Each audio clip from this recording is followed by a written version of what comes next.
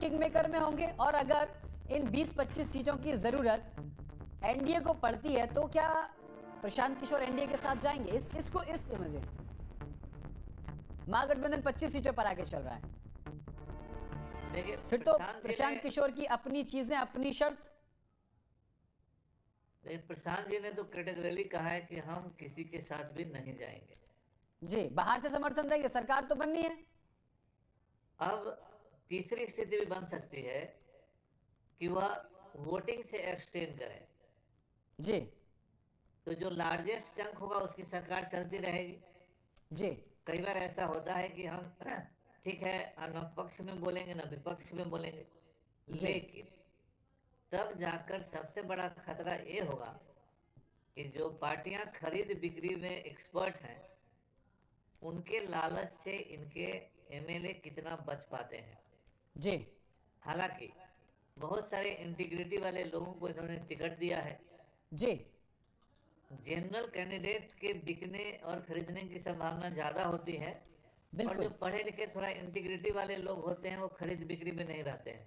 जी, तो ये बहुत बड़ा टेस्ट होगा कि पीके ने जो एक स्टैंडर्ड सेट करने का प्रयास किया है और ये लोगों को मैसेज दिया है कि हम अपने वैसे लोगों को उम्मीदवार बना रहे हैं जो समाज में प्रतिष्ठित हैं, जी, जिनकी ऑनेस्टी और इंटीग्रिटी है। लेकिन देखिए, बिहार का दुर्भाग्य तो यही है ना कुमार जी, आप वरिष्ठ हैं, सीनियर हैं, काफी चीजों को समझते हैं। बिहार का दुर्भाग्य यही है, बिहार मिथिलांचल में अलग बटा हुआ है, बिहार पटना का क्षेत्र अलग है, पूर्वी चंपारण अलग है, पश्चिमी चंपारण अलग है। और देखिए ये जो अलग अलग क्षेत्र बटे हुए हैं ना कुमार जी, यहाँ की जो सियासत है वो बिल्कुल अलग है। कहीं बिल्कुल और बिल्कुल जाति के आधार पे इलेक्शन होता है, कहीं बिल्कुल और बिल्कुल विकास के आधार पर होता है, और किसी क्षेत्र में युवा निर्णायक भूमिका में होते हैं, और सीमांचल क्षेत्रों में जो अति पिछड़ा वर्ग और दलित लोग हैं या फिर जो अल्पसंख्यक हैं वो सरकार बनाने या प्रतिनिधि को जिताने में मदद करते हैं। अब बिहार टुकड़ों में बटा हुआ है। अब एक आइडियोलॉजी, एक विचारधारा में पूरे बिहार को बांट साधना, क्योंकि बौद्ध की धरती है बिहार, नालंदा तक्षशिला जैसे विश्वविद्यालय हमको बिहार ने दिए। और देखिए सियासत की शुरुआत देश के पहले राष्ट्रपति से लेकर सब कुछ बिहार से शुरू हुआ है। वहां की सियासत को समझना इसलिए मुश्किल है। उदाहरण के लिए देखिए, दो जो आए हैं हमारे पास 2015 और 2020 का जो आया था सामने एग्जिट पोल, दोनों गलत साबित हुए। कैसे समझेंगे बिहार के मूड को? देखिए, जब आपने बात कहा है तो देखिए हम इतिहास के भी विद्यार्थी हैं।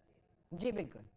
और देखिए सोन से उधर गंगा बक्सर से लेकर जो आरा भोजपुर तक का क्षेत्र है, जी जी जी, ये निश्चित रूप से थोड़ा डिफरेंट है। बिल्कुल यही मैं कह रहा हूँ। फिर हाँ, सोन से इधर मगध का रीजन है, उधर अंग का रीजन है। जी, मगध और अंग का रीजन थोड़ा सा और लोगों से अलग है, क्योंकि यहाँ पर एंटी इस्टेब्लिशमेंट ट्रेंड हिस्टोरिकली रहा है। हिस्टोरिकली रहा, एग्जैक्टली।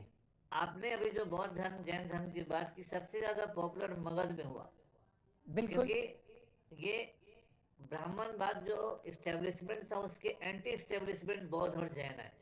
बिल्कुल। फिर गंगा के उस पार का जो एरिया है वो जो हम लोग इतिहास में पढ़ाते हैं आर्यकरण का है, और थोड़ा धीमा आर्यकरण ये दरभंगा मधुबनी तक गया। लेकिन आज के तौर पर जो फ्लड इफेक्टेड एरिया है उन लोगों की समस्या अलग है जी, क्योंकि सबसे ज्यादा migration flood affected area Kosi region से लेके इधर मुजफ्फरपुर इस सब एरिया बागमती एरिया में होता है, जहां पूरा एक सीजन लोग डूबे रहते हैं।